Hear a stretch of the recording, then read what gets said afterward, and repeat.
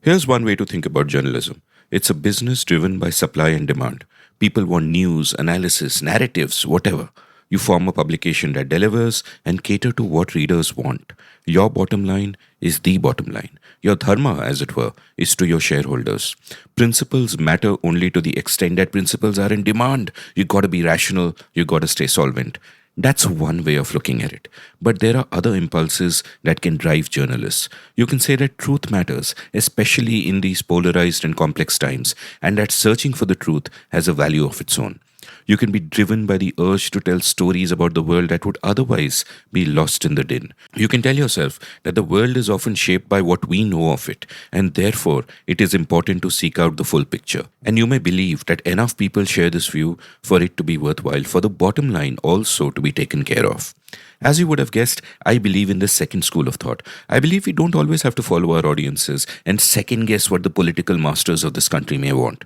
I believe journalists and storytellers can lead from the front, can form public opinion by informing public opinion, by relentlessly deepening our understanding of the truth.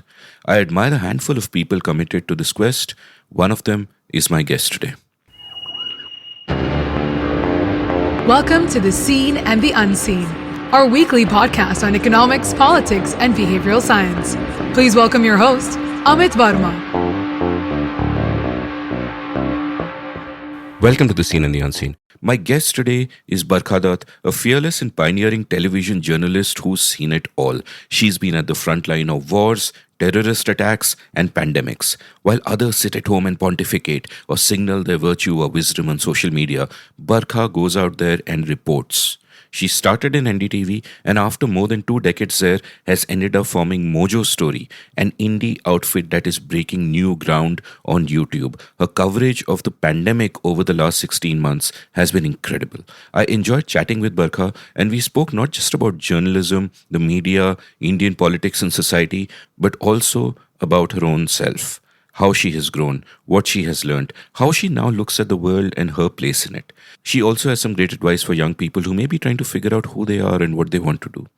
Before we begin this conversation though, let's take a quick commercial break. Do you want to read more? I've put in a lot of work in recent years in building a reading habit.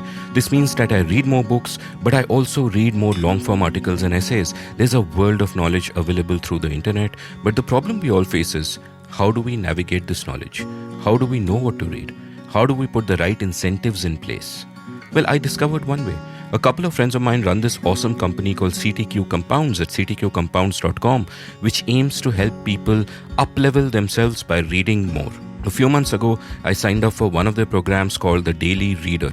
Every day for 6 months, they sent me a long-form article to read. The subjects covered went from machine learning to mythology to mental models and marmalade. This helped me build a habit of reading. At the end of every day, I understood the world a little better than I did before. So if you want to build your reading habit, head on over to CTQ Compounds and check out their daily reader.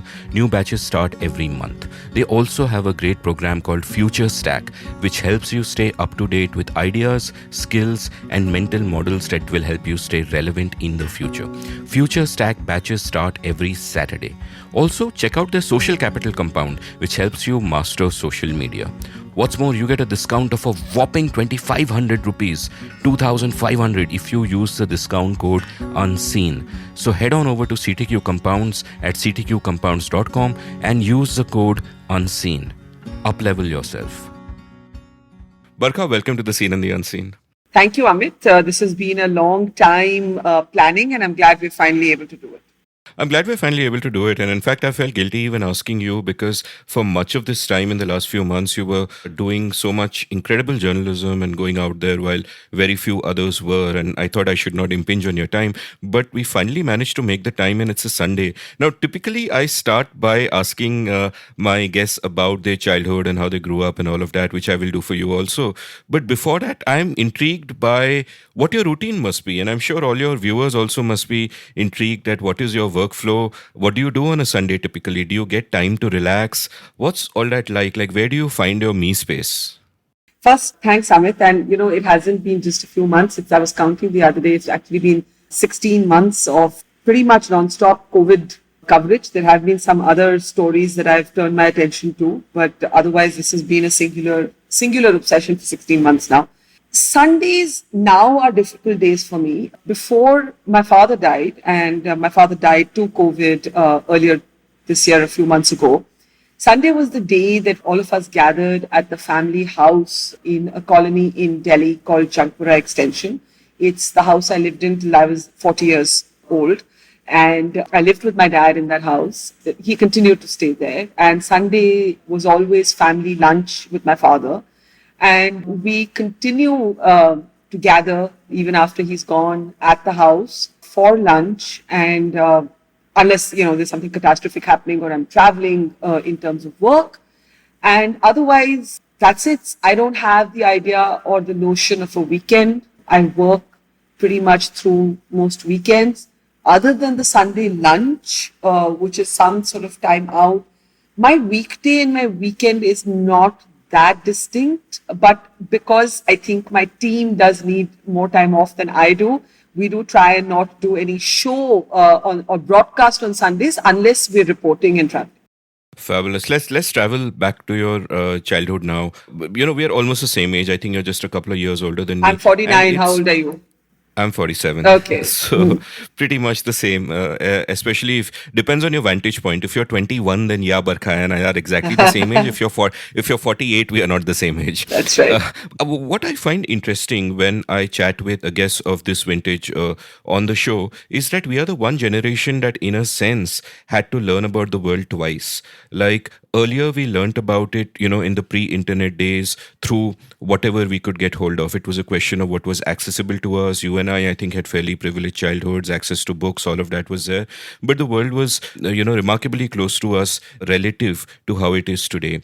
And then in my own case, there is another kind of learning about the world that happened when the internet came, and you could, you could read any book you wanted. You could get a wide cross-section of opinions rather than have it come at you through specific gatekeepers and all that. And that's another kind of broadening. And we are the one generation that kind of went through this, right? The people before us, the internet came too late for them, and those after us only know the world where all information is on your fingertips and you don't have to scrounge to somehow get that cassette mixtape recorded that you've been trying to for months. So for that reason, I always find it interesting to learn about the childhoods of my guests. So what was your sort of childhood like? Where did you grow up, and what did you do as a kid? What was your conception of yourself? It's a really interesting question, and I think that my childhood pretty mixed up, which might explain why my adulthood is just as mixed up. So I grew up in Delhi, but also partly in New York. So I had an atypical growing up for a middle-class family, very middle-class family, salaried employees as parents. My father worked with Air India as in the commercial and tourism department, and my mother was a journalist, pretty big trailblazer for her time, worked with the Hindustan Times. Till the age of 5, we lived in this neighborhood called Sujan Singh Park, which is, next to Khan Market, in a rented flat. And then my father's family, which had come in as refugees from what is now Pakistan during partition, they had been allotted a small little plot in Jankpura Extension, which was really a refugee colony. And my parents were able to build a house on that. And then from the age of 5 to 40, I pretty much lived in that house where I just spoke about having Sunday lunch. But in the interim, my father got a pretty longish posting with Air India to New York. And my mother, because she worked with the Hindustan Times here and did not want to give up her job, but then took a sabbatical, worked with the United Nations in New York. So my sister and I spent our early years shuttling between these two cities and actually studying in two schools simultaneously. So we studied in modern school in Delhi, and we studied in public school 99 in Kew Gardens, Queens in New York. And therefore we had a pretty muddled, not a typical childhood, probably more global exposure than is possible for middle-class Indians, especially those of us, as you said, of this vintage.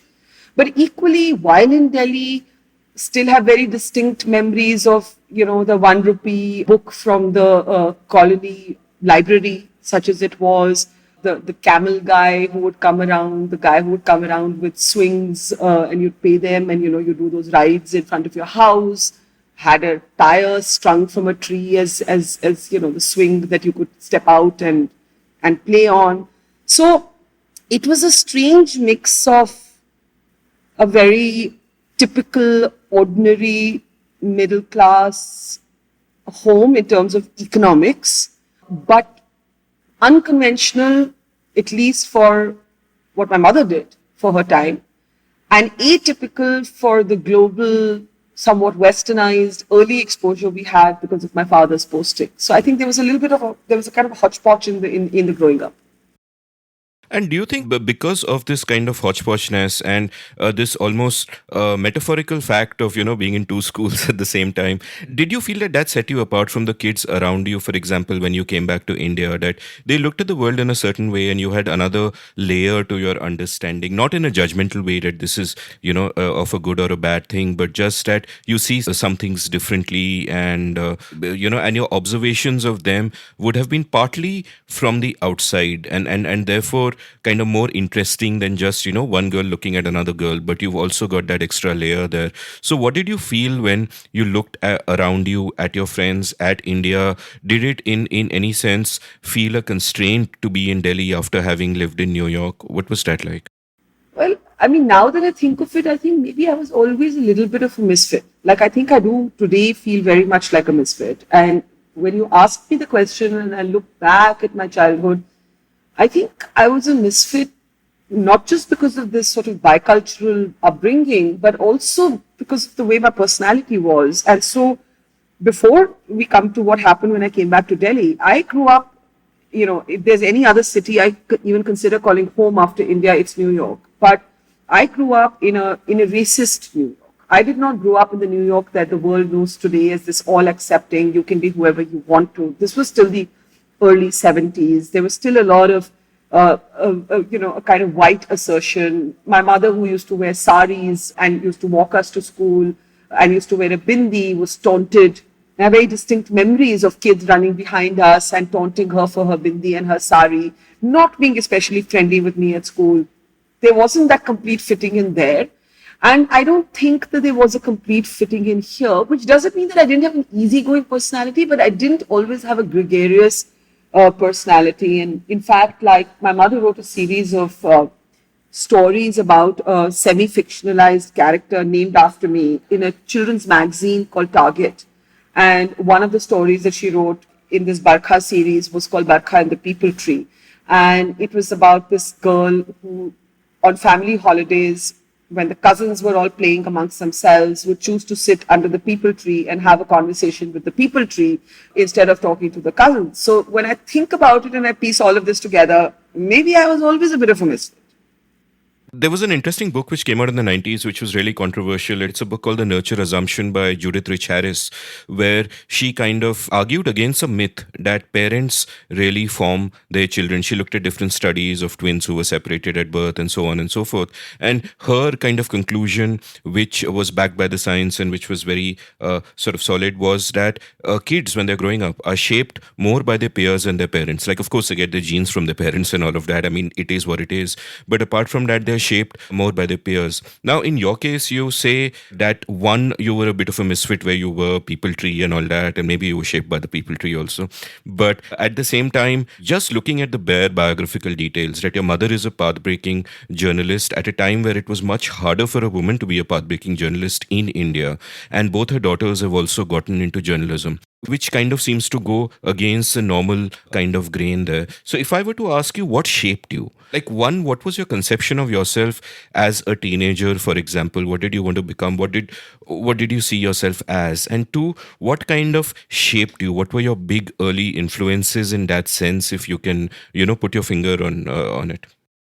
So I think that the binary doesn't hold, right? Like I can trace back distinct influences that belong to my parents in different ways. I think it took my father to die for me to realize what an overwhelming influence he had been in my life. I had always identified with my mother. She had the more dramatic story.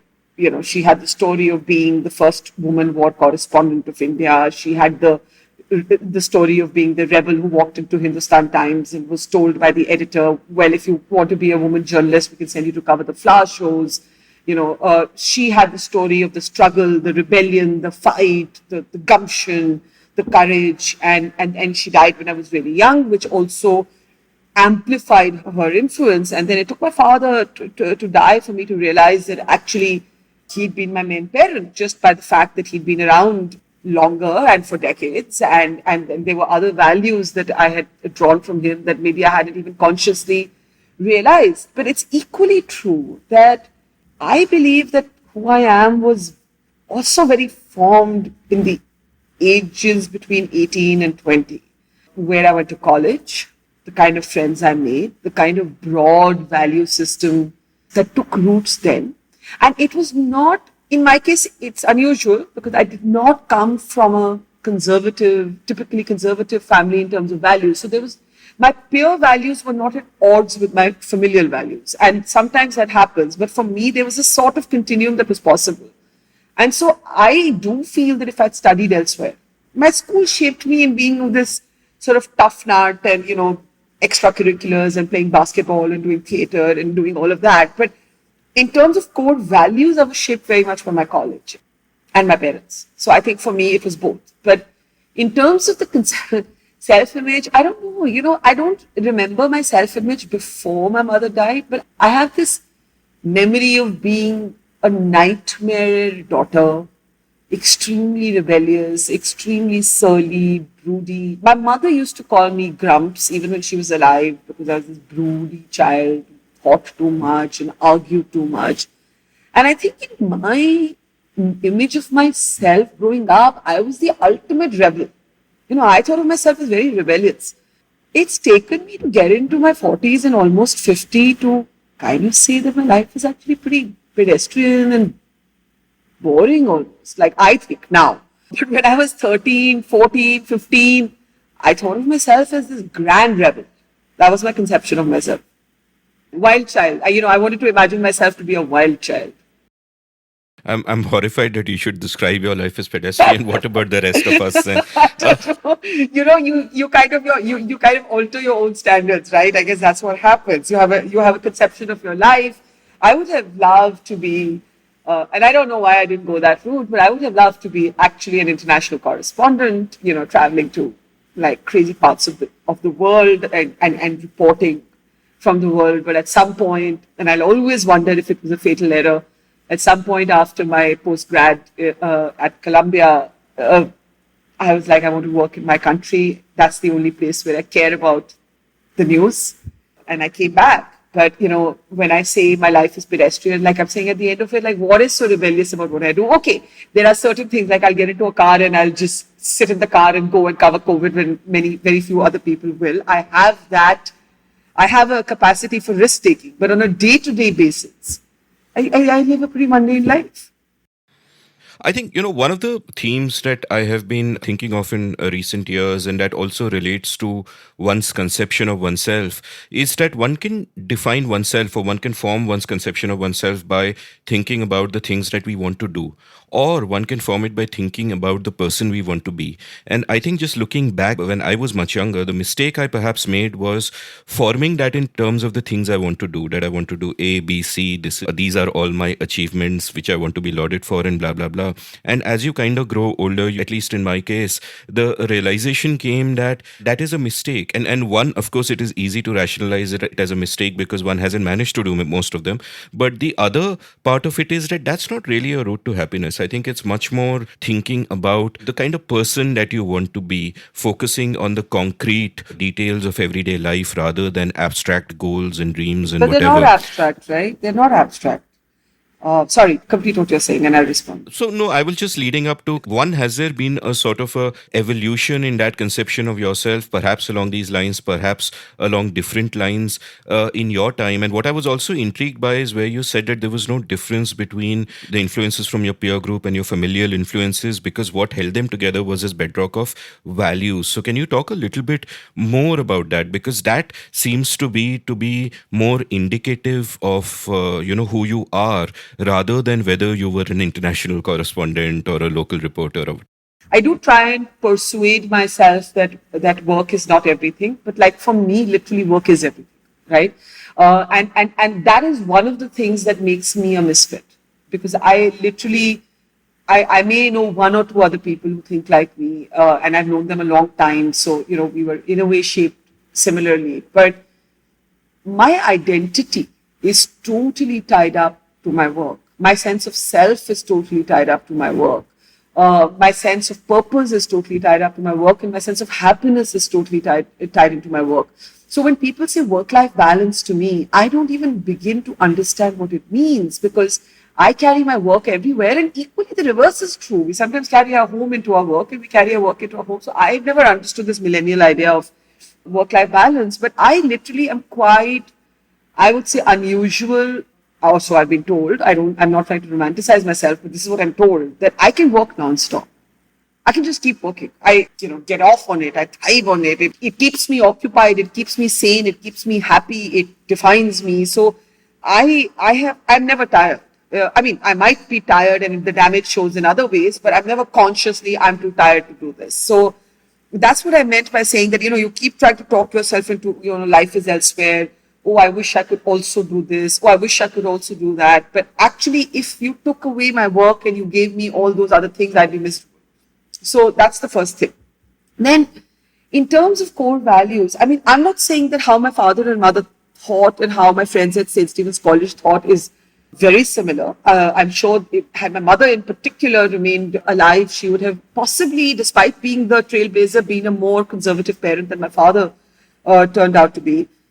I think my father was also a little hapless, being a single father to two completely, uncontainable daughters. But what I mean is that there's this idea of integrity, which has defined my closest friendships, and which I think was a big cornerstone of what I saw happen with my parents. I saw both paying professional prices for holding on to what they believed to be correct, not hustling enough in their workspaces, getting left behind sometimes in their workspaces because of their idea of, integrity. And the second thing was just the stubborn individualism, right? That the thing that you will not be defined by anybody else's idea of you. And I think I remember watching my mother and learning this from her early on, that if you do well, sure, you'll be popular and there'll be accolades and there'll be a lot of love, there'll be a lot of great things said about you. But there'll also be a lot of dislike and a lot of resentment and a lot of pushback and a lot of bitchiness. And you're going to have to wear your skin so thick that you cannot alter yourself because of what is said about you. As a child, even I remember watching my mother go through this. My father was a different sort of person. My father was everybody loved him. My mother was much more like me, where she triggered love or hate. She just never triggered indifference. And I think that those are the two, I would say, the cornerstone values. Your notion of integrity and stubborn individualism. So you kind of mentioned about how you work all the time and you don't understand the concept of work-life balance. And I also work all the time, though I think we could make a good yin and yang team, because you said that you can work every minute and I can actually not work every minute. I shirk so much. True. Your podcasts are 3 hours long. Obviously, you love working.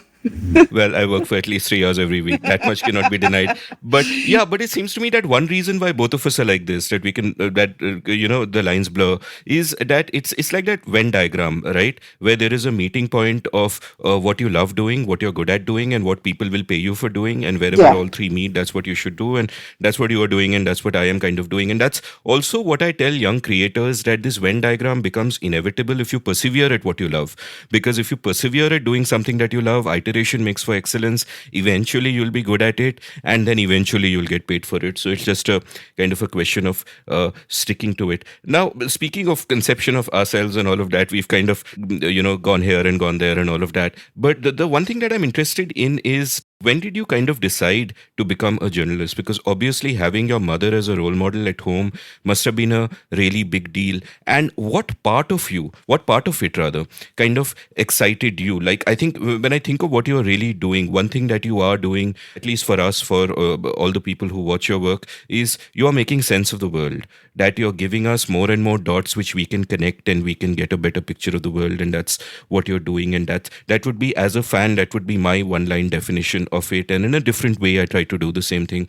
So is there a way that, like, when you're drawn to journalism, are you drawn to, let's say, an aspect of it that I want to uncover something about the world, or are you also drawn to that sense of adventure that I will go out with my camera and I will uncover something and I will do investigation and all of that? So what drew you about it back then, and what do you love about it so much? Like, when you went out on the COVID trail last year, right at the time the lockdown hit, and what you've been doing for all these months, that is out of obviously love, and it's a labor of love. It's not about the money, it's not about how many people are watching. You would do that anyway. So what is that urge? That urge is to not be able to sleep at night unless you're telling that story. That is what it is. I tell, people ask me all the time, in particular young girls, what is your advice? What do we need? And I always say, if you don't love it to madness, right? And I use the word, without any sort of mental health dimensions attached there. I'm just saying, if you don't love it to that point of where it just makes you restless inside, where you can't stop thinking about it, then this profession, there might be many other professions for you, but this profession in its purest form is not free. We'll talk a little bit later about the profession itself, and I don't even know if people think like that anymore, but that's how I think, right? So, and I can bookend it to whatever, 1999, when the Kargil war erupts, and I've never reported a war. I don't come from a military family. I've just come back from Columbia Journalism School, and I'm like, how can I tell this story sitting in Delhi? How there's a war happening in the Himalayas. I'm sitting in Delhi. I don't understand what we are being told. I don't know what's going through the minds. I keep thinking, what is that soldier thinking? What is that soldier feeling? And I know I have to go there, and it is an expedition to get first my organization, then the army to agree to send me as a woman to the war front. And when I fast forward it to 2020, it is exactly the same thing that happens to me. I am sitting here where I'm sitting talking to you today in my basement office, and the lockdown gets announced, and I say, oh, let's go out and see what's happening. And I drive to the border of Delhi, and I see nobody on the streets. And I see a long line of men, women, and children walking. And I see nobody there. No police, no bureaucrat. It's like the state has gone missing, and these people are walking. Then I go to a different border. Right now I'm still in Delhi, and I'm just literally driving in my car to these borders to see. And I see the same thing at all the borders of Delhi, this exodus. And I come back and I cannot sleep. And I know that the story cannot be reported by sitting in Delhi.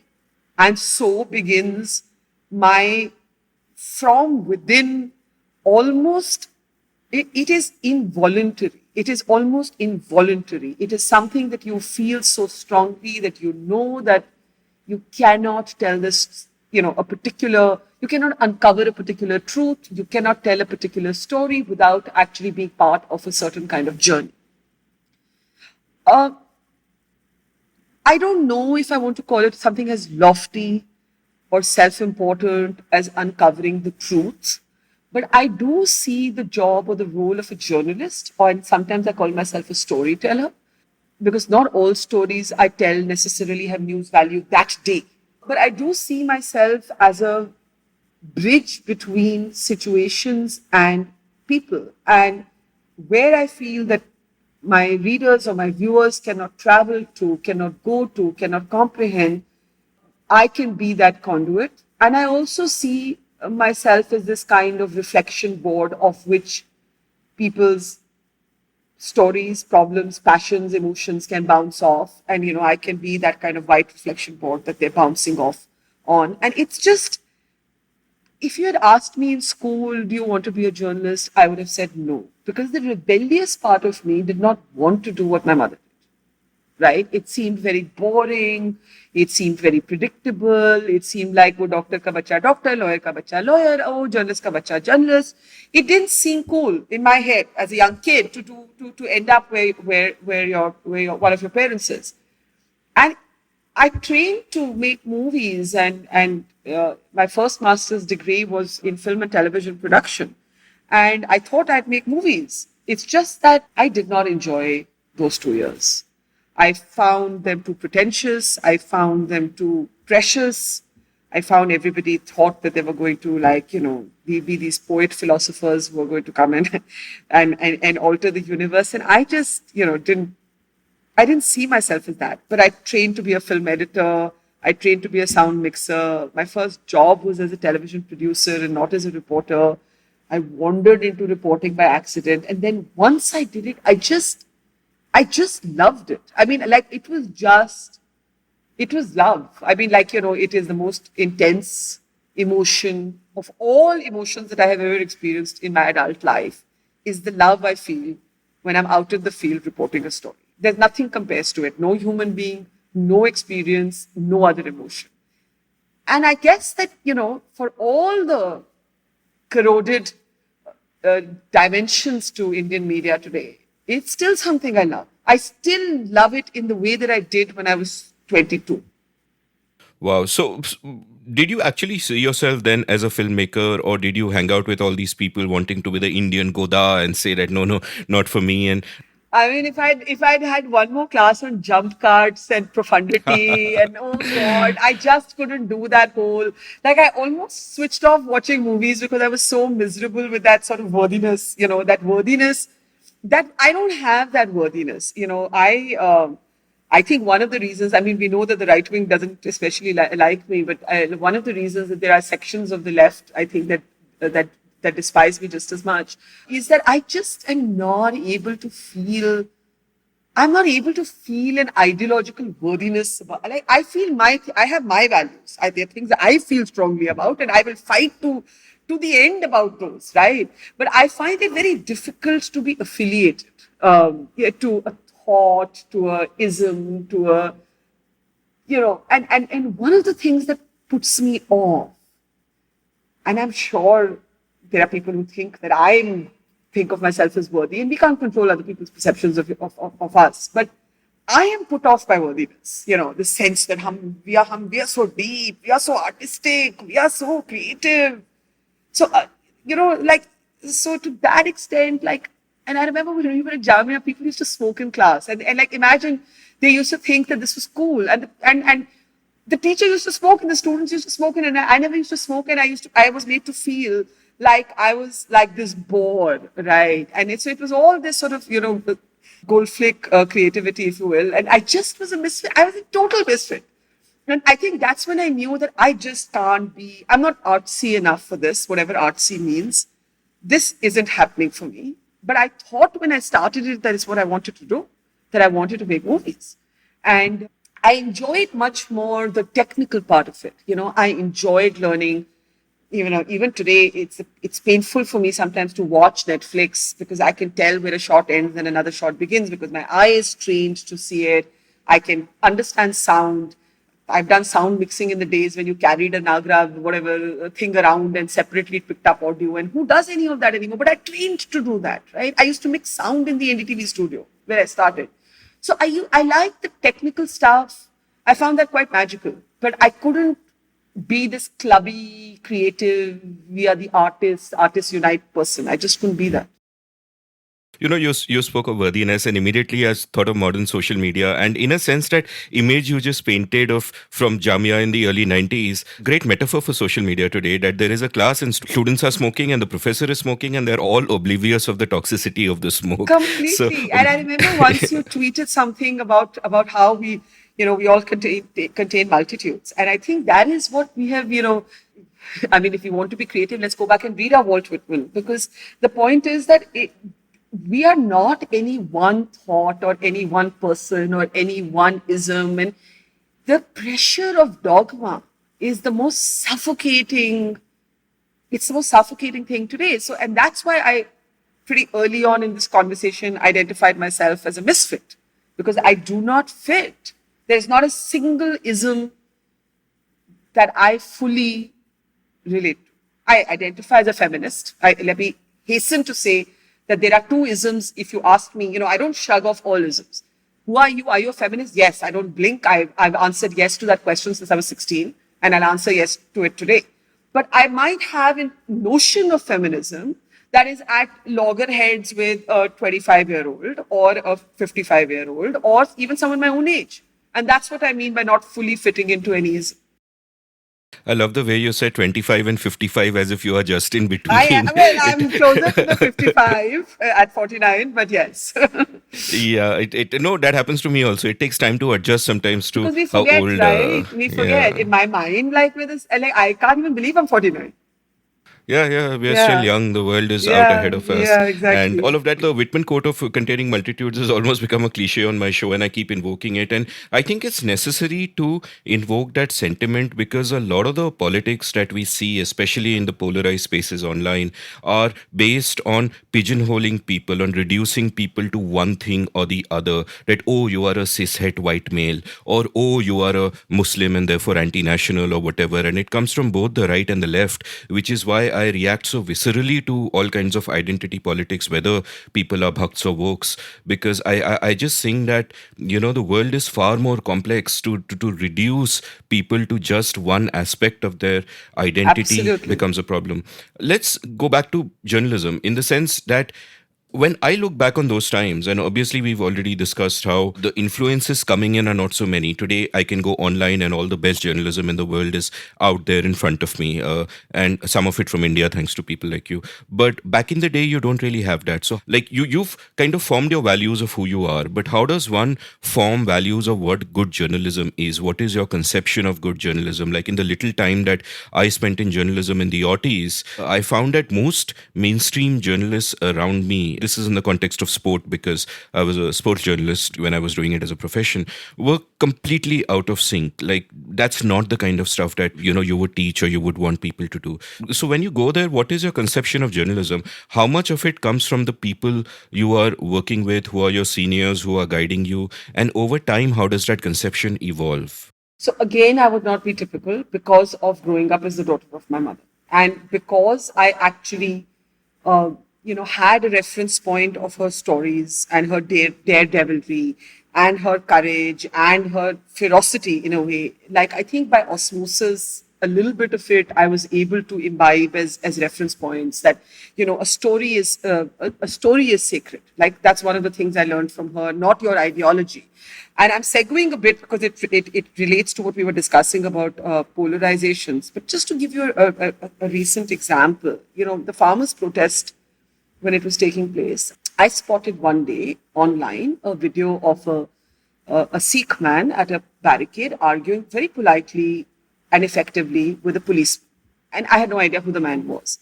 So I started talking to my small team and I was like, hey, do any of you know who this guy is? He seems like an interesting person to interview. So they said, oh, his name is Deep Sidhu. They found out his name is Deep Sidhu and he's an actor from Punjab. I had no idea who he was. I was like, oh, he's speaking so interestingly in this video. Maybe he'd be a new voice to get on this farmers' protest. So we track him down. It's an online interview. He's in the back of some car at the border and we're doing this interview. That particular day, the sort of right-wing trolls have gone on saying that the farmers' protest, farmers have been spotted with Bhindranwale's pictures in their pockets. This is a Khalistani movement, so on and so forth. I haven't seen this myself. I have been to report by then a few times and I went a lot after that as well. And I hadn't encountered this. So, but it was very much a kind of online trope. And I thought that I would ask him about it. And my expectation was that he would simply dismiss it and we would move on. And it wasn't even the sort of centrality of what I was asking. And I asked him about Bhindranwale and I was absolutely taken aback because he launched into this long defense of this guy. And so he and I ended up having an argument. And, usually I don't think that the views of my guest have to be my views, and I'm able to hear something that I find unpalatable. But it was a very abrasive sort of exchange, unusual for me. I wasn't shouting or anything, but I was saying, look, you're defending a terrorist, and I'm extremely uncomfortable with you defending a terrorist. He assassinated an Indian Prime Minister, etc. And he was like, he was giving his view. And then I said, let's agree to disagree. And we moved on, and the interview finished. My younger colleagues who were working with me at that time said to me that I should not have asked him this question because they felt that it would hurt the cause of the farmers. And, that had we played into, in their minds, a right-wing trap, right? So I said to them that, look, the story, and when I use the word story, I mean it loosely for that issue that I'm reporting on. The story is sacred. Whether the outcome or the process of getting that story is a set of things you like, don't like, it ends up hurting the side that you don't identify with, has to be irrelevant to you, right? And we had a pretty fraught argument. And sure enough, in the 24 hours after the interview, I had a whole bunch of people on the left on Twitter attacking me for being a sellout to the BJP, for just asking these questions. It was only many months later that Deep Sidhu gets outed as the guy who actually sabotages the farmers' movement on 26 January and ends up being that extremist that he had clearly shown himself to be. And I remember telling Yogendra Yadav this in a subsequent interview. I said, you remember that interview I did? And all of you said to me, oh, you're pandering to the BJP.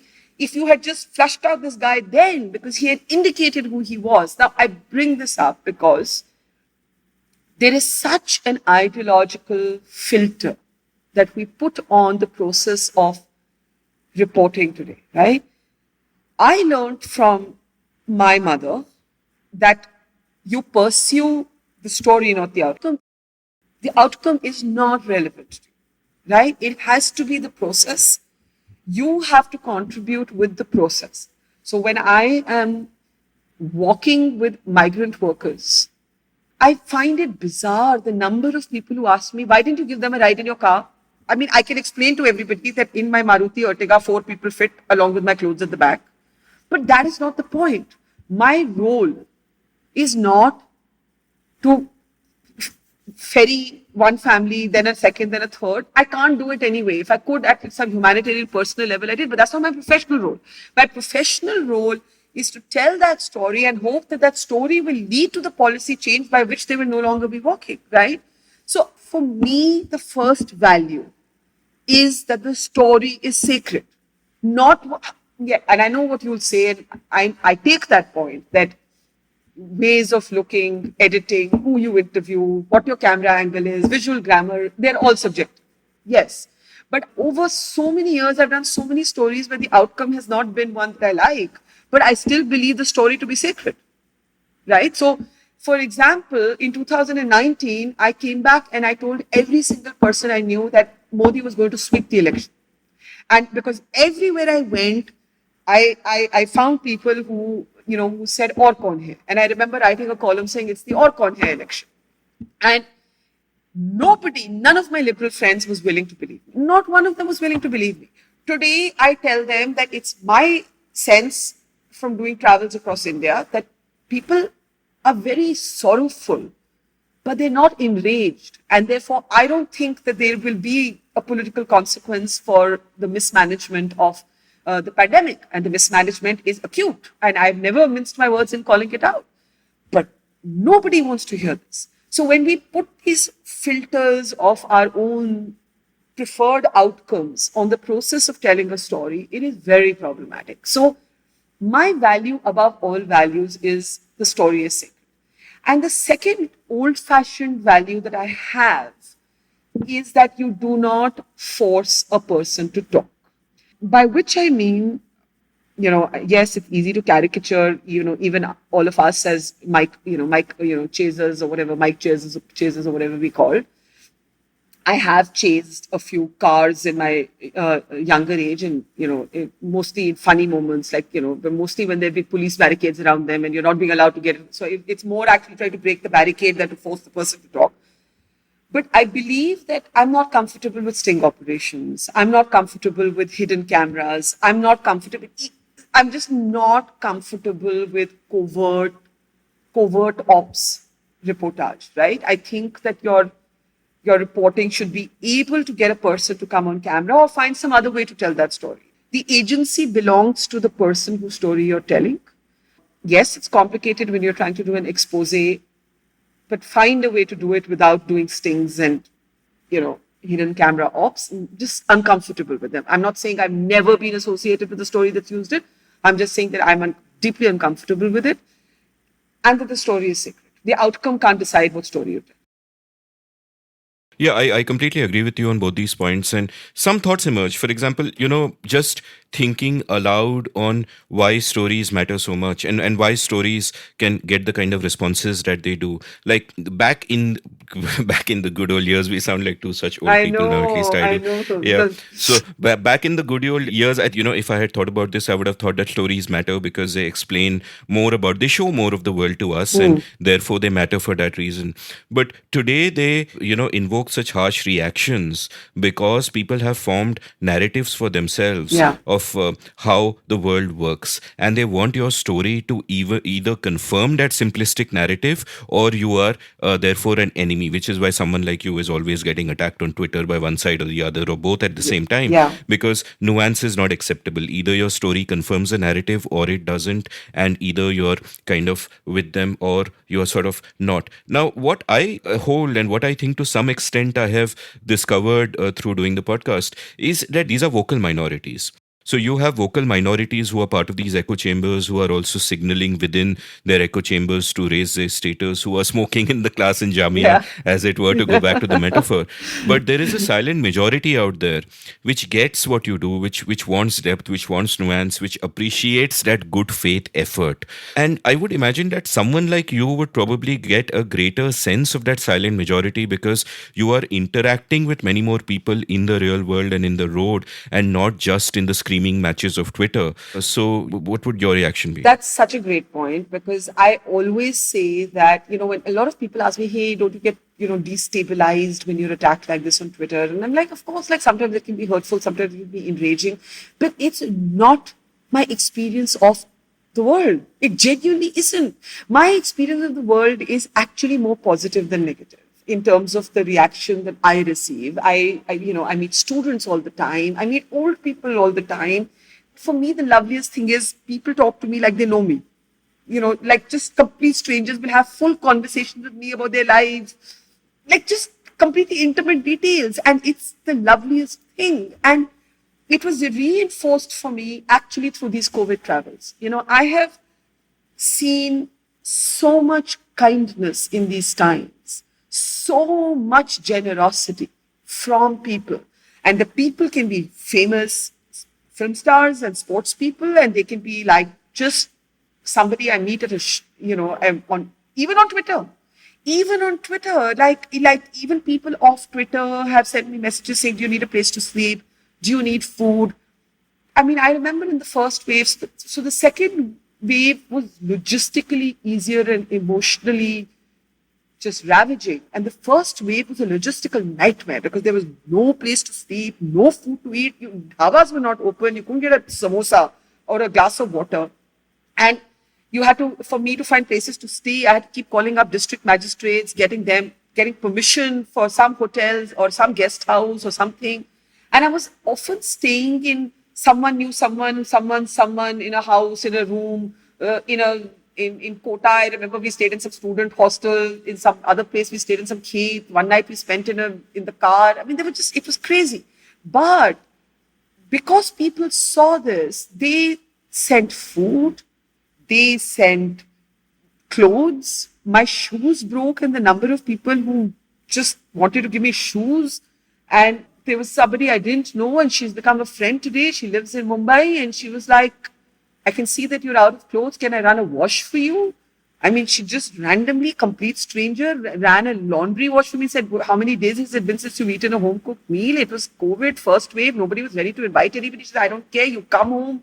I'll be socially distant. I need to feed you. Like, I actually think that if you stop paying attention to these echo chambers, right and left, I still believe that most people are broadly commonsensical. What these sides disparage is sitting on the fence. I don't think it's sitting on the fence. I think people make up their own minds. They agree with some of what you do. They disagree with some of what you do. They like some things about you. They may find some things irritating.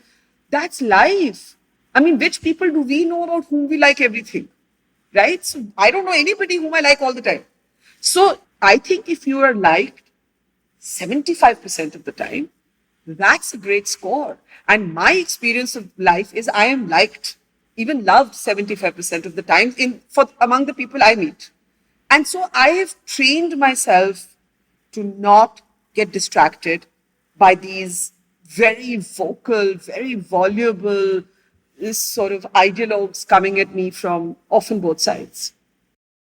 So you mentioned a phenomenon which I've also noticed and which I also find very moving, which is people talking to you as if they know you. You know, the space for creators, I think, has led to a greater scope for this kind of intimacy. Like the metaphor that's, been used before for something like this is if you are consuming entertainment at a cinema theater, there's a certain distance between you and the screen, and there's a similar distance between the camera and the people, and it's a little distant. And television brings it closer. The TV is 2-3 meters away, and similarly, the camera and the are separated. So you have Friends and Seinfeld and all. And YouTube is intimate. You're watching something on a laptop screen or you're watching something on your mobile phone, and the camera is also relatively close to the person. And that creates that kind of intimacy. The other aspect of this, besides the intimacy of the medium itself, is I've heard you speak about the importance of being authentic to yourself, especially in the context of leaving NDTV. And we'll come to that a little later down the line. But the notion of being authentic to yourself, which is something that really means a lot to me, because I think no matter what you do, you should not see yourself as a functional tool, that there is a story and I am just fulfilling a function of getting the story out there. No, it's important to actually if you have the privilege of doing so, to pursue the kind of stories that mean something to you, that keep you awake at night, like you said, and that authenticity is important. And when that authenticity comes out, like podcasts are really the most intimate medium in that sense, which I didn't realize when I got into it, because you're a voice in somebody's head, and that sense of intimacy with the audience is incredible. So do you have some thoughts on this, and do you also, therefore, just thinking aloud again, feel that moving to Mojo, moving to YouTube, maybe what has happened over the last 4 or 5 years, made this happen more? Because now you're working for yourself, you decide what stories you want to do. So on the one hand, you don't have to follow what a corporation may feel is the right thing to do, and on the other hand, you're not somebody on a TV screen, you're somebody on a mobile phone which they're holding in front of their face. So has this made a difference in, one, how you're received, and two, then in how you view yourself and the kind of work that you do? So I think there are two questions there, so let me answer both of them separately. They're linked, but first on authenticity. This is something I really feel strongly about, right? And it comes down to even the clothes you wear, how you dress, what you think you need to look like. And it is perhaps even more important to drive home this message today because, because of my work, I am forced to be on certain platforms that I may have chosen to avoid otherwise. So one of them would be Instagram. I would not be on Instagram if I I believe that I want to reach all kinds of audiences and I want to understand all kinds of platforms, so I'm on Instagram. But when I look at Instagram, I find it completely flattening out an idea of, in particular, how women should look like. And, there's this sense of performing for your phone camera and pouting at the camera, putting the filter on, making sure you're shot, you always take a selfie in the best light. And I'm not saying that I'm free from all vanities, but I'm saying that there is a flattening. There is a cookie cutter impact of the body size, of the face, of what you're supposed to project. And there's so much projection and there's such little grit and there's such little reality that I feel like we're entering this sort of perilous universe where almost nothing and nobody is real. And yet, paradoxically, I feel that the people who make the deepest relationships with their audience are the ones where the audience sees them as real. Right? I think realness, and that realness can just be you being you, whatever that you is. And I think that, I have many other issues with what she does, but the one person who was the queen of this was Oprah Winfrey. And I remember thinking this when I was interviewing her at the Jaipur Lit Fest, that she defied the stereotype. One of the reasons I did not want to be a presenter on American television when I graduated from Columbia was because what the presenters I saw were all blondes in black. That's what I called them. They were white women, blondes, dressed in New York black. There was a stereotypical look if you wanted to be an on-air person. And Oprah, with not just the color of her skin, not just with the size of her body, but also the informality, the loud laugh, she was authentic. And I just think that I can't think of too many people on camera who are able to be authentic. But you will find that between men and women both, those who are authentic to themselves, with whom you feel that even if I met them at their home, they'd be like this only, like they are on camera. They won't be different. Those are the people whom strangers want to give samosas to and say, "Hamare ghar mein solo aaj, koi baat nahi bacche." You become like some everybody's child. And I just find that for me, my ordinariness, by which I mean that I do not know how to be this gentrified, glamorized, cookie cutter female presence on camera, I think has helped me build relationships with people because there's a relatability with authenticity. So that's on authenticity. On Mojo, yes, I do not think that if I worked in an organization, I would have been allowed to sit in a car and leave and just do, and at the height of COVID, firstly, I would have been told, we can't take responsibility for you, we can't, this thing, you can't go, whatever. Secondly, there would have been a resource issue. Thirdly, there would have been a no, is it really necessary? Because who spends money on reporting anymore? So there would have been so many issues, right? I can't imagine that if I worked in an organization, even in an organization like NDTV that did encourage reporting, at least in its earlier years, there would have been so many other complications. So at one level, it's been very liberating. And there's much greater space to build that intimate relationship between yourself and the audience. But of course, there are other struggles with all of us who are now independent content creators. That I was sort of corseted by an organization. I was used to sort of, let's say, small things like to produce a primetime show on television takes about 15 people. We do it with 3 now. Right? One is it's the magic of technology, but you also adapt to doing a lot more yourself, and you learn new skills. It's at one level very exciting, but let's not romanticize it. You do fight for things you never had to fight for. Like? Mostly resources.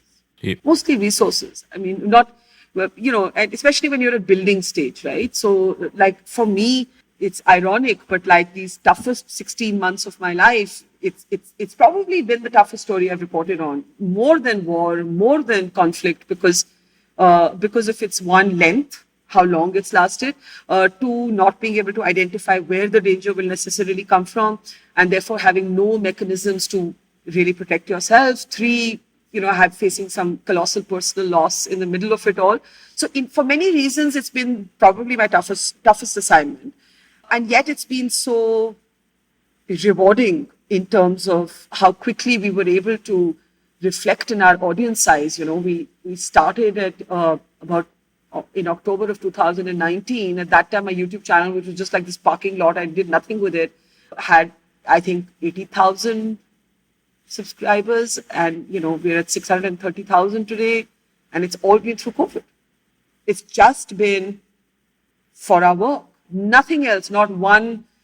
I haven't spent a paisa on digital marketing. Not one paisa. Nothing. It's just pure organic thing. So at one level, like all this sort of BS that people aren't interested, people don't want to watch this. This is not true. In fact, our numbers begin to fall when we aren't out there reporting. That's when our numbers fall. The moment we are, it could be farmers, it could be Hathras, it could be the Delhi riots, which is when we kind of started. It could be the citizenship protests, and then, of course, COVID. And we see a spike when we go out and we tell these stories and we bring them back.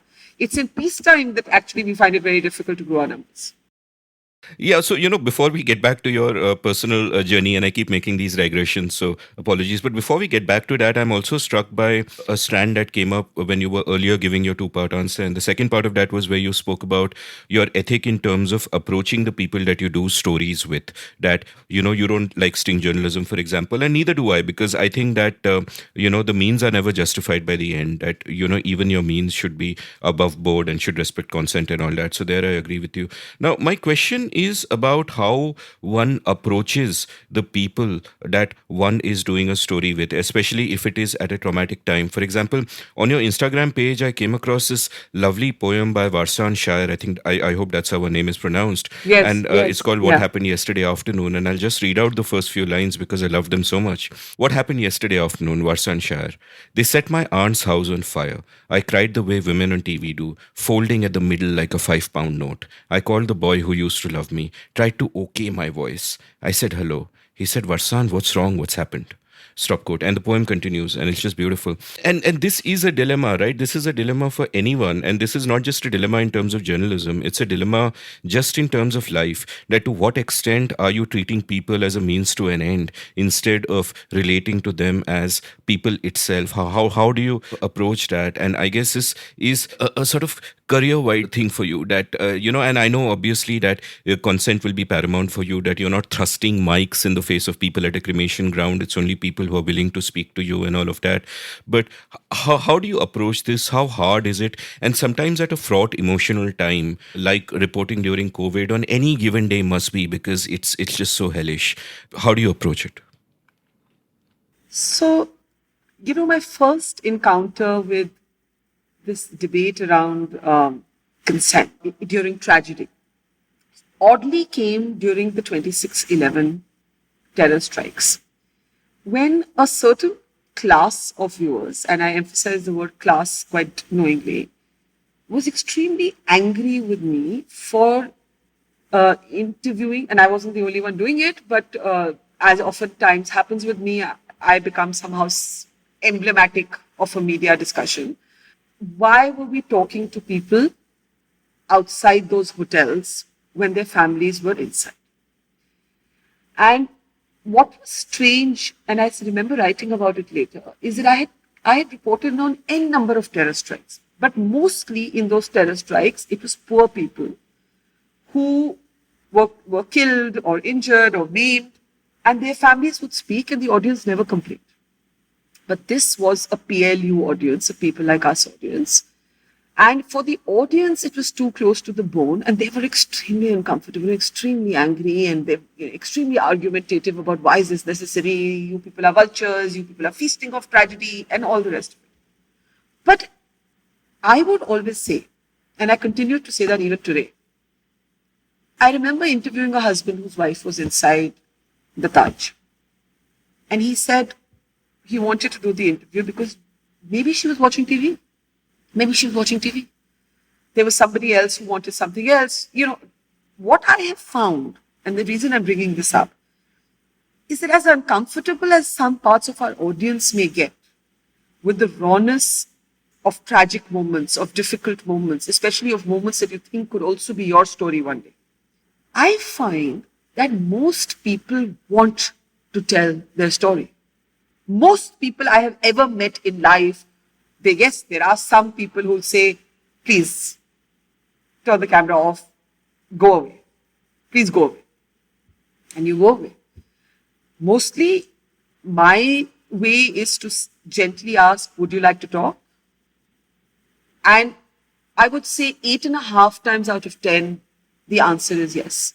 And when there are grave tragedies, great losses, great churn in society, just at that precise moment when you think that the world is about to end or things are so insurmountably difficult, you would be surprised, but everybody wants a personal history to be recorded.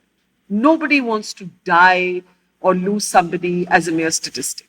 Everybody wants to tell their story. It can come from different places. It can come from a place of sorrow, of anger, of hope, of frustration. But mostly people want to talk. Now, what should be your emotional tone? Some 25 years later, one of the things is that I never watch anything I do. Because if you play back what you do, you'll just sound weird to yourself, right? On the odd occasion that sometimes it plays back to you in the middle of a show or some clip plays, there is something, firstly, it's very weird to watch yourself. So I just don't do it. But of course, you can never reach that, you're never so good that you look back at everything you do and say, you always think, oh, maybe I could have been a little softer, or why was I being so loud, or maybe I was too emotional, or I shouldn't have done that. So you'll always have a little bit of doubt about the pitch of your tone, about the questions. So I'll give you a small example. Like, I edited it out because it sounded so abrasive, but about the kind of mistakes one can make in a difficult moment. This is not in the context of COVID. I was interviewing an Afghan parliamentarian who was deported from India when she landed. And she said, I'd come to meet my doctor. And I needed to go to a hospital. And very naturally, it came out from my mouth. And it came out wrong. What were you being treated for? Right? Now, what I meant was, did you need a doctor in an emergency? And did anyone at the airport, were you in the middle of a medical emergency? Or were you kind of having some long-term treatment for which, yes, you had a doctor's appointment, but there wasn't an immediate medical crisis. And because of sheer experience, I was able to recover and say in the next sentence, I'm so sorry. What I meant by that was I wanted to understand, were you having an emergency that needed immediate medical attention? But the sentence was so intrusive that I edited it. And my point is that the best or the most experienced of us make mistakes when we are having difficult conversations. And these are extremely difficult conversations. And you will never fully like yourself for how you behave in them, because you will always feel that you could have been a little better, a little more sensitive, etc. And it is a skill to draw people out in these times without imposing on them, right? So there's always that slight amount of self-doubt. However, I will keep insisting that people have a right to decide whether their stories need to be told. And history is written and recorded by the testimonies of individual stories. And therefore, one way of reporting the Kargil war was to talk about the Bofors gun. But another way to report the Kargil war was to interview Vikram Batra. And that is why Vikram Batra, and to ask Vikram Batra, aren't you scared? To which he said, ye dil mange more. To which is the reason that 20 years later, he is still so iconic, right? You need now you could say, why are you interviewing a soldier? The soldier's in the middle of a war front.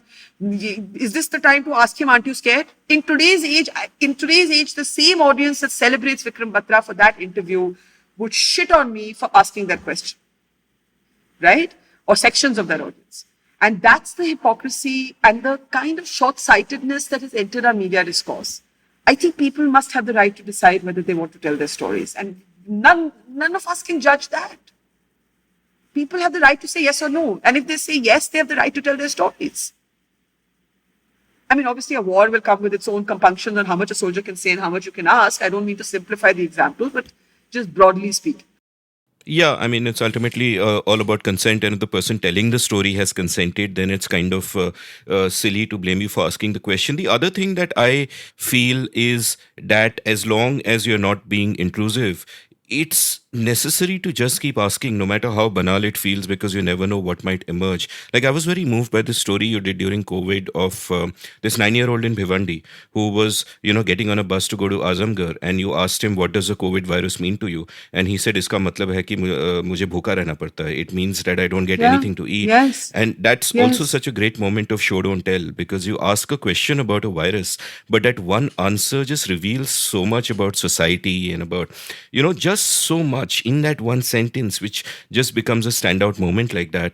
And, people could otherwise criticize you for asking a banal question, that why are you asking a 9-year-old whether he knows what the virus is? But you get that moment from that. I think sometimes you have to ask, the most banal question of all, and I recognize it because it's been caricatured in memes, is what's, like, aapko kaise lagta hai? Now, I've never actually asked someone, aapko kaise lagta hai? But I have said to them, when you heard this, what was the first thing you thought? Now, it's a non-complex, non-intellectual question.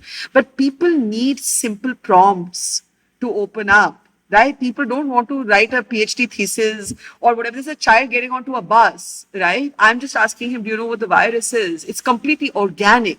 Whereas if I had asked him some other question, it would have seemed tutored. He may not have given this answer. So I just find that to draw people out intimately, sometimes you just keep it simple. Don't try and show off how profound you are.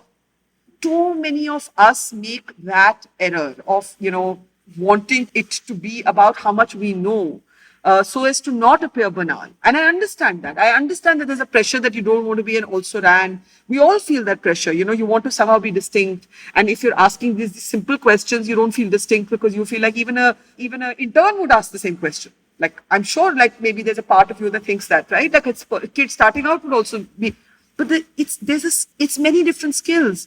It's a skill in, do you bring your camera to the height of the child? I mean, I have gone mad telling the camera people I work with, don't shoot children from the top, right?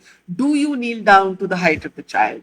Do you talk to the child playfully, but yet as if he or she is an adult? It's not just the question. There are multiple skills that, I had a teacher at Columbia. I mean, show don't tell is one way of putting it. And I had another professor who used to say, write like you speak, only better. And in the same way, you've got to speak as if it's so casual and natural, but there's a whole set of skills that are going into that are acquired, that are intuitive. It's a mix of a lot of things. And when you do stories like this, how hard is it to sort of not get emotional yourself? Because just watching this stuff, I sometimes find myself tearing up, right? It's difficult not to. If you're actually out there reporting, I don't know how I would manage, frankly. So do you then, with practice, train yourself to have this extra layer where you kind of step outside of yourself a little bit and you realize that you don't want that kind of reaction coming from you? You've just got to be cool and calm and kind of continue doing what you're doing. Is that something that you've had to do? Because in many of these difficult moments, you've been calm, you haven't broken down, but at the same time, you're engaged, you're there, you're not just a blank face. What is that process like? How does one, evolve what one's approach is towards that? I don't want to use the word surgical because it's not. Because if you become surgical, then you're not feeling. And if you're not feeling, then you're not drawing people out. So it can't be surgical. But I will tell you that in that way, reporting COVID and reporting military conflict is similar in that you do have to keep one part of your mind to the sheer, I don't want to say craft, but to logistics, right? There has to be, so if in Kargil it was, how do I get this tape to Delhi? How do I find a place to sleep? How do I get something to eat? And some of those similar things in COVID. What it does is it displaces fear, which is very important in difficult situations. Because if you're scared yourself, if I'm going to go into Dharavi, which I remember the first time I went to Dharavi, people were, are you crazy? You're going into Dharavi in the middle of this COVID. What are you doing? So you have to put these things you have to take the precautions that you know how to take, and then you have to leave the fear. So there's that. The fear has to be displaced. The second thing is that you have to allow yourself to be emotional, but not to a degree where you lose craft. So it comes back to authenticity. You have to be as you feel in that moment. But this is where experience counts. Because over the years, I have been in these situations. It's not my first time, right? I remember I was doing a story on Leelavati, who was an old woman sitting outside the Bandra railway station in Mumbai. And she'd been abandoned by her family and she didn't know how to get back home. And she started sobbing and I just couldn't help it. I had to hold her. At that time, we didn't know enough to know that it wasn't by surface and whatever. And she was an old woman and we got her onto that train. But I had a 19-year-old producer at that time. She was just out of college and she just wouldn't stop crying. She couldn't film because she was just looking at this and she was sobbing. Whereas because I have seen so much tragedy and so much distress and so much violence and so many bodies, and my heart was breaking, and it was breaking enough to be engaged with this woman, but it was able to have one filter that still allowed me to function. So functionality doesn't go, though sometimes, very rarely, it does. And in COVID, I can remember 2 times when I have lost functionality. One was in the first wave when I was interviewing a doctor in Chennai. And the doctor was describing how he had gone to bury his best friend, who was another doctor. And at that time, because there was so much phobia about and so much ignorance and bad science around COVID, that the neighborhood had stoned the ambulance that was carrying this doctor's body, and they kind of went from burial ground to burial ground, and they were not able to do it, and the ambulance was smashed. And this doctor just broke into tears while he was doing this interview, and he broke into tears, and I broke into tears, and it just happened, and we plowed for the interview.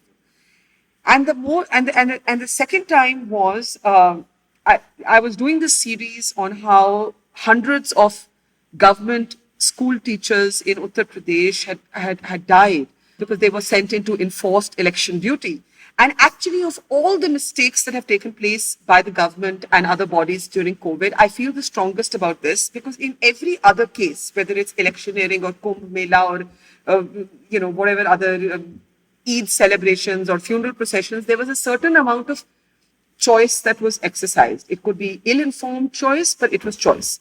But these government employees who were forced, not given any agency, I feel very strongly about it. And I was interviewing this lady and her daughter who's 15. And my father had died, I think it had been 10 days. I just recovered from COVID, so maybe it had been a little longer, maybe 2 weeks. 2 weeks or 3 weeks gap. And I was interviewing this mother and daughter. And the daughter says to me, well, you know how I feel because your father died and my father died. And I just couldn't, I broke down like I never have because the parallel was false.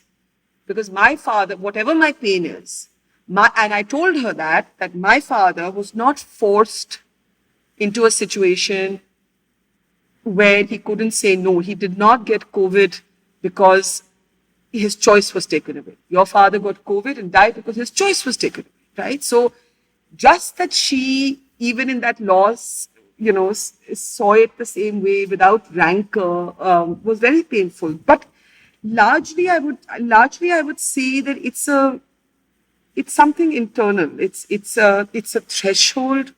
You've got to keep the emotions open because if you close them, you'll come across as cold. And many people do. And the thing is, the camera catches you. If you're cold, it'll show. But you can't be so distraught that you can't tell the story. And by the way, this is why it's so difficult. And this is why it can sound jarring at times to our audience. Because it's not easy to get this balance right. And even now we make mistakes. At least I do. Yeah, I mean, the important thing is if you're out there, you're going to make mistakes. The important thing is to be out there. Yes. Yeah. And say sorry when you make a mistake that you think was a mistake. I never say sorry when I don't think I've made a mistake. But if I think I've made a mistake, I have no pride in saying, I could have done that better. I'm sorry. I shouldn't have said that. Right? But I'm very stubborn about not saying sorry if I don't think I'm wrong. So that, but yeah, you learn. Every day you learn. Yeah, so let's take a quick commercial break, and when we come back, we'll continue with your personal journey and more talk about this and that. Long before I was a podcaster, I was a writer. In fact, chances are that many of you first heard of me because of my blog India Uncut, which was active between 2003 and 2009 and became somewhat popular at the time. I loved the freedom the form gave me, and I feel I was shaped by it in many ways. I exercised my writing muscle every day and was forced to think about many different things because I wrote about many different things. Well, that phase in my life ended for various reasons, and now it is time to revive it. Only now I'm doing it through a newsletter. I have started the India Uncut newsletter at indiauncut.substack.com, where I will write regularly about whatever catches my fancy. I'll write about some of the themes I cover in this podcast and about much else. So please do head on over to indiauncut.substack.com and subscribe. It is free. Once you sign up, each new installment that I write will land up in your email inbox. You don't need to go anywhere. So subscribe now for free. The India Uncut newsletter at indiauncut.substack.com. Thank you. Welcome back to The Scene and the Unseen. I'm chatting with Barkha Dutt about her remarkable career and, of course, how journalism is today. And where we kind of left off last time is you had just hit NDTV, and it's almost like you're on the ground floor of an India remaking itself and of this new media coming up, right? When that happens. And just as, journalism changes, India changes. So tell me a little bit about that kind of journey. Like, what were your early years at NDTV like? Where did you think it was all going? What were the things that excited you back then? Like, of course, you read Kargil, and that was a big story, and that excited you. But apart from that, what was the kind of work that you like to do? If you were then to be asked that, when I'm 49, I will be this, what would you have said? So firstly, I think it's very important to understand that much as I disparage the state of television today, I see myself as a child of television. And what I mean by that is that when I joined NDTV, most of my colleagues were converts from the print media. And I was a pretty rare entity who had basically done college, done mass communication, and then come into it was my first job, and I never worked anywhere else. And I very much saw myself as a sort of child of the visual medium, which I continue to do. I do write today, but I still very much see myself as a visual storyteller. So that was the first thing. Second was that, as you said, I think the journey of the media in India has mirrored, reflected, and perhaps altered the story of India as well. Like, I think all three are true, right? So I start NDTV at a time when there is no, the only private broadcast journalism that exists is a half-an-hour capsule made by NDTV for Doordarshan, in English by NDTV, in Hindi by Aaj Tak. So I'm literally there at that journey of private television news. And it is obviously coinciding with, the media playing more of a role in how politics is shaped. This thing that we now take for granted called narrative. The narrative, what is the narrative? What is a politician's story? In those days, it was reflected in very simple ways. You had these performing politicians. You had a Lalu Prasad Yadav and a Farooq Abdullah who would perform for camera. And then you automatically assume that they were better politicians because they knew how to perform for camera. So you saw all of these as I said, media reflecting India and India getting altered by media and vice versa. And even today, I sometimes wonder, does media reflect the polarization or did it contribute to creating it? And I suspect both of it is accurate. So I continue to want to keep one foot in technical production. So for a long time at NDTV, I wanted to continue to be in what we call the PCR, which is the back-end control room.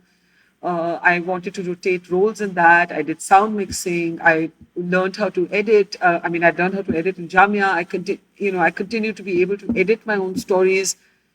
I was somewhat crazy in that way that I remember when I went to report the tsunami. In those days, there was no digital editing, and we used to do what was called cut-to-cut editing, and it was on a machine, and we had a portable editor, and my camera person Jami and I, even into a tsunami, we carried our own editing machine so that we could have full control over what pictures we were sending and, so on. So what excited me was always the same. It was going out into the field and telling the story.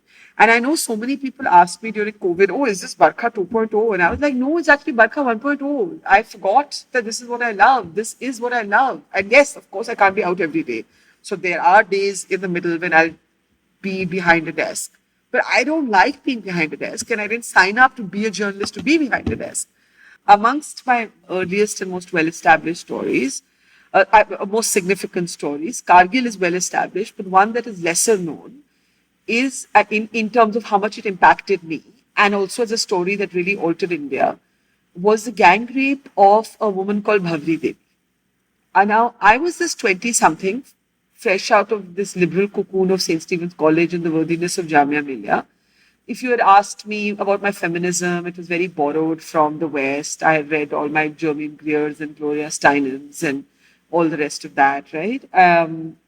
If you asked me what my caste politics were, I would say like a typically privileged elite that I don't believe in caste. I still don't believe in caste, but I recognize today that I can say it, like for myself, I don't believe in it. Like if you ask me, what is your caste? I will say, I don't know, I don't have one, I don't know, etc. But today is that recognition that I can say that because I'm not oppressed on the basis of my caste. But as a 20-something, I didn't recognize that. I just had these very simple-minded notions. And then I am sent to Rajasthan to report on the gang rape of this woman who's raped for trying to stop the child marriage of a 1-year-old baby. And among the rapists is the father of the child.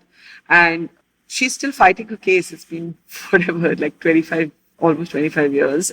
But from that case is born the Vishaka guidelines. So we owe to this Dalit woman in a village in Rajasthan the sexual harassment guidelines that govern all of India. And she and her decision to go to court deliver this to us, and all these big words that we know today, intersectionality and all of this, this was my education.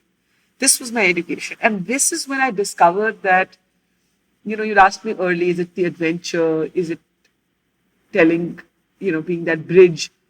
But what about how much it teaches you to unlearn? Every day I abandon something I used to believe because being a journalist has taught me otherwise. Right? The unlearning is the greatest gift of journalism. The way it challenges you to rethink your own positions. So Bhavri Devi, that story at NDTV really did that for me.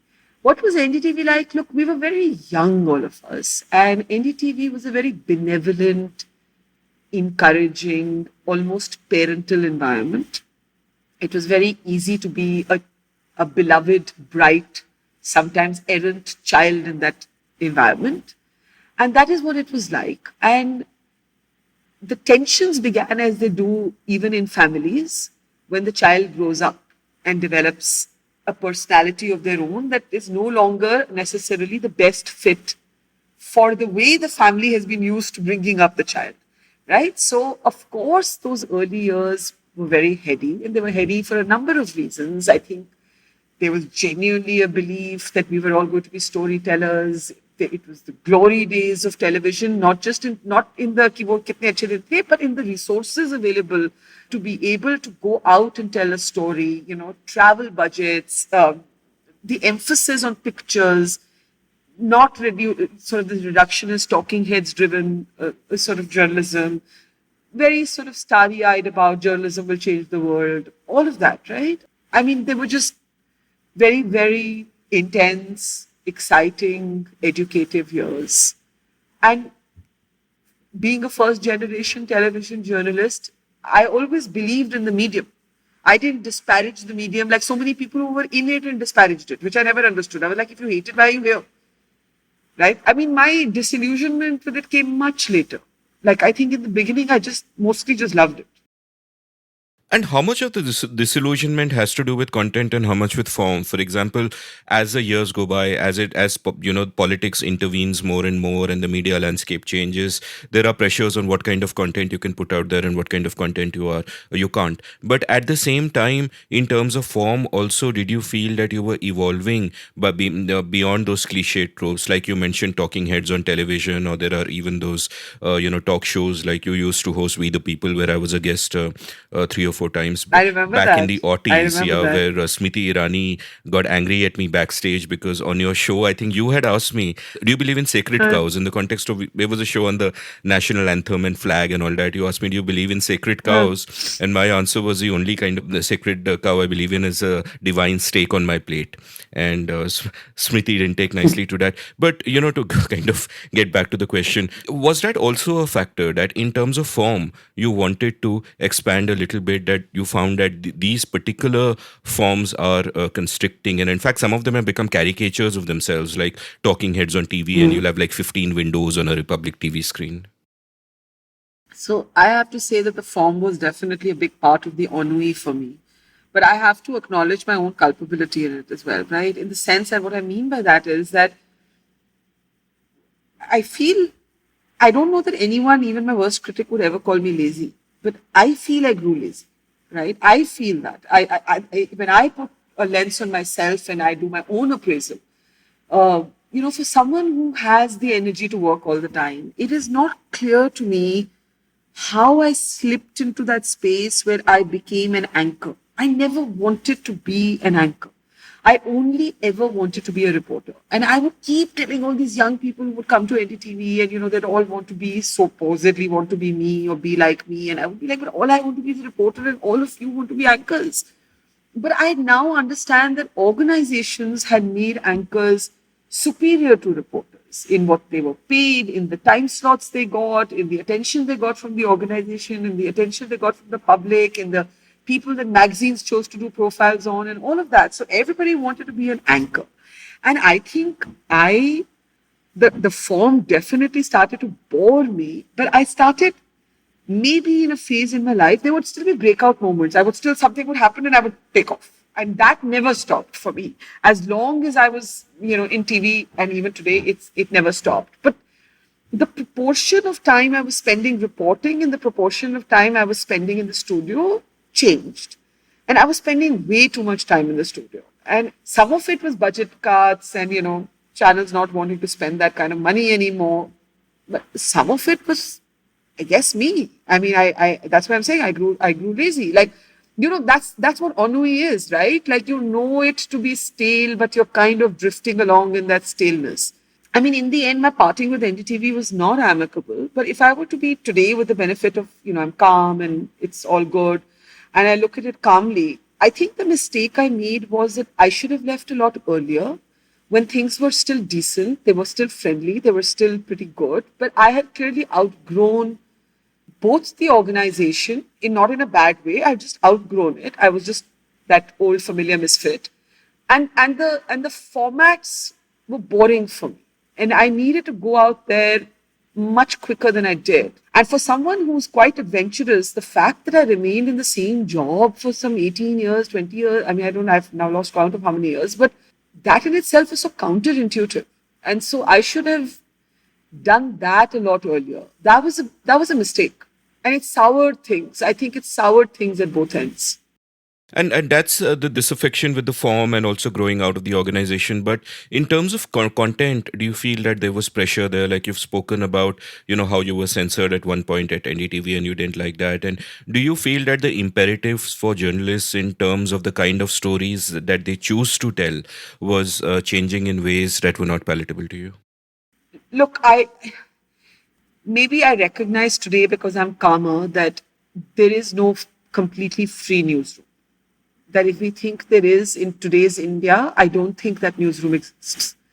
And therefore you look for the newsroom that allows you relatively the maximum freedom that you can enjoy, or you break out and you work for yourself, right? I don't think that there is this, absolutely free space for a variety of reasons.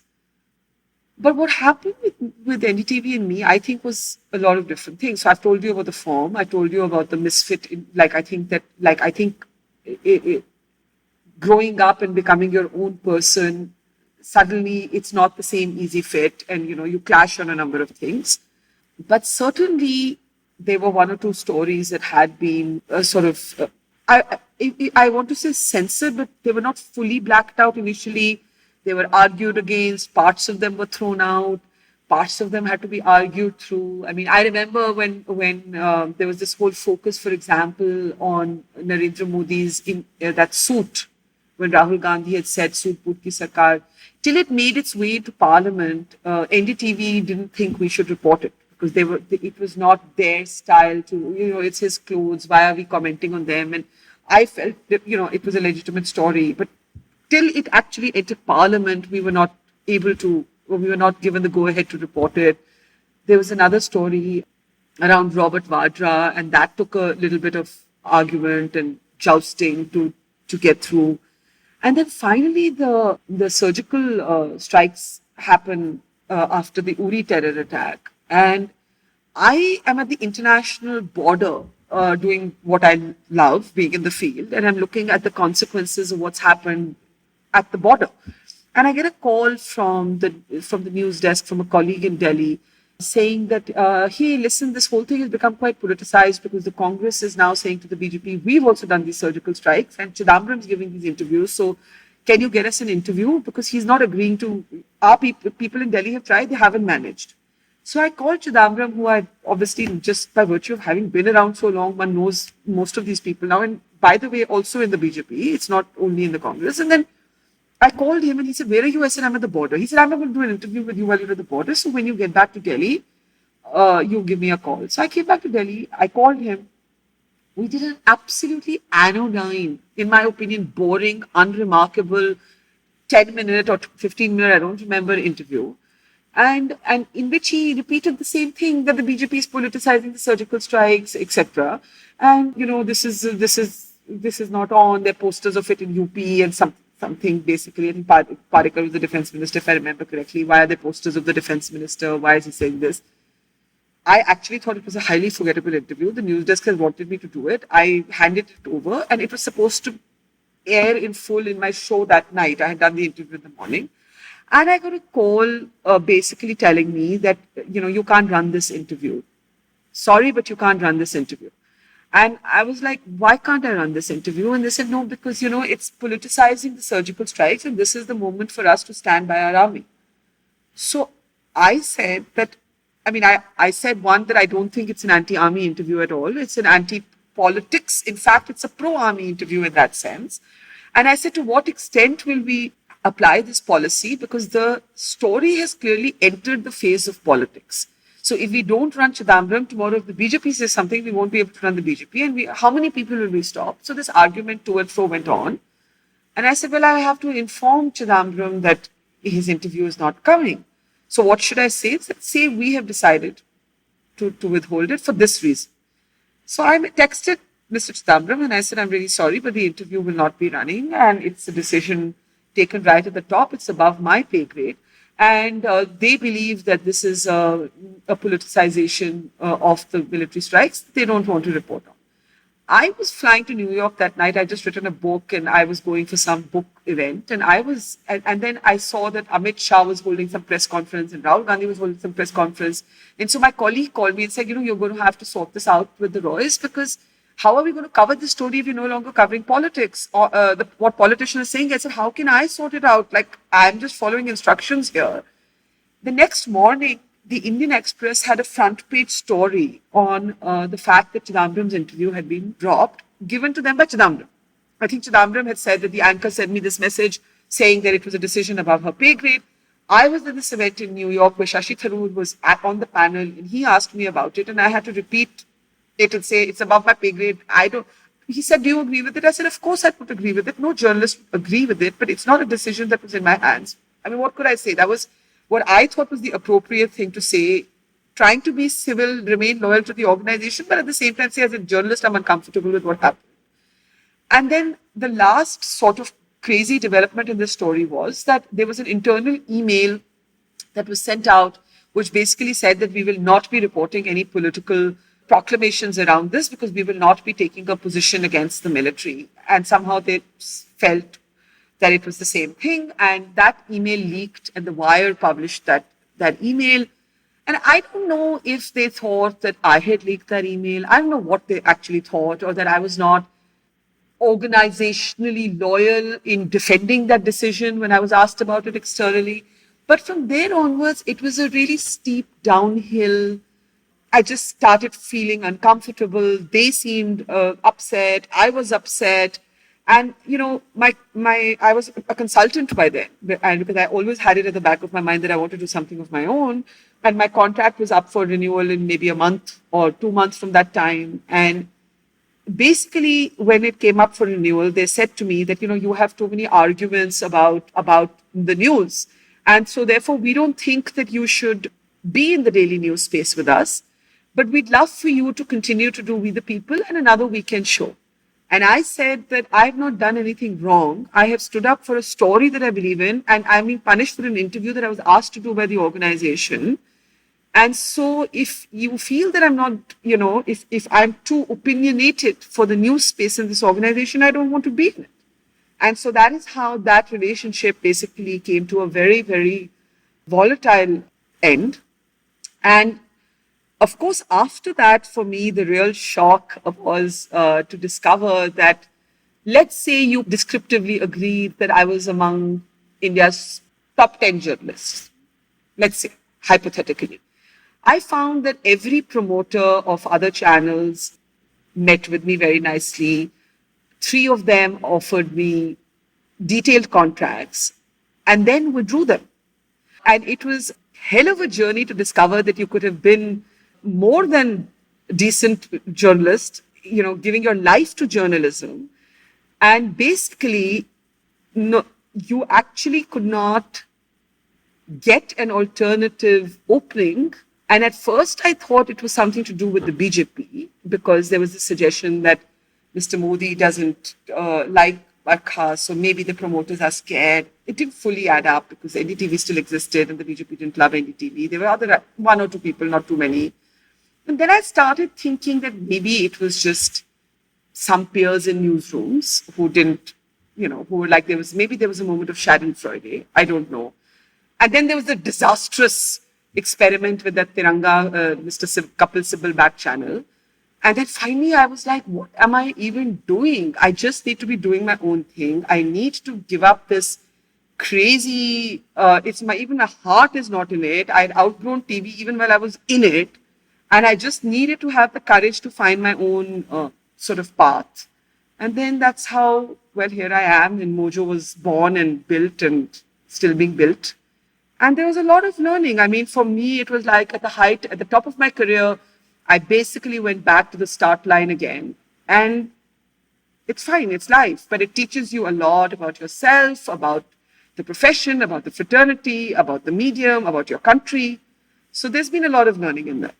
So I have like one question coming from two different directions, but the same question. And one direction is just looking at, say, after NDTV lets you go, and you've spoken about it eloquently elsewhere also, how all these different people approached you and they've given you a time slot and they've spoken about the show and everything's been agreed, and then suddenly they just turn back, right? And there, the thought that strikes one is that the imperatives for big media houses might make it difficult to go against whatever the political dispensation of the day is, the way things are. And even if it isn't the case that, say, Modi or Amit Shah have said ki isko mat lo, still, as was famously said during the emergency, that the media, when asked to bend, instead chose to crawl.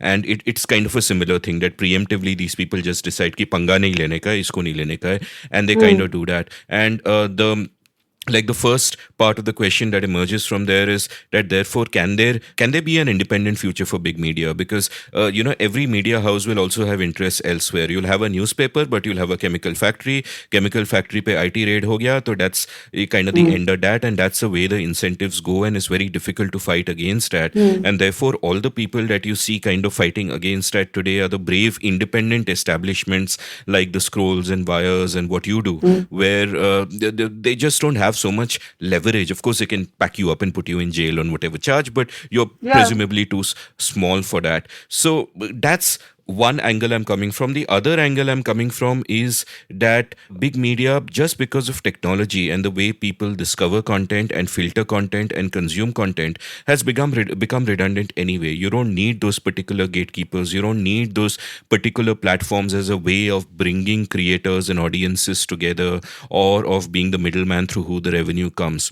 Technology's changed all of that, and I don't think big media has figured that out yet. So the question that I'm coming at from these two directions is that, is big media inevitably dying then? Let me answer the second one first. One learning in COVID it has been exactly this, that technology has been so disruptive that actually, if you have a reasonable understanding of certain production barometers, which I do because I did 2 masters in establishing those. So what I mean by that is that if you see the programs on Mojo, they will not look like a Zoom call. So there will be some effort put into lighting, into sound, into graphics. They may not be they may not be at the top scale of what I want. And as I grow, I hope to keep improving that. But there will be an effort to professionalize the look.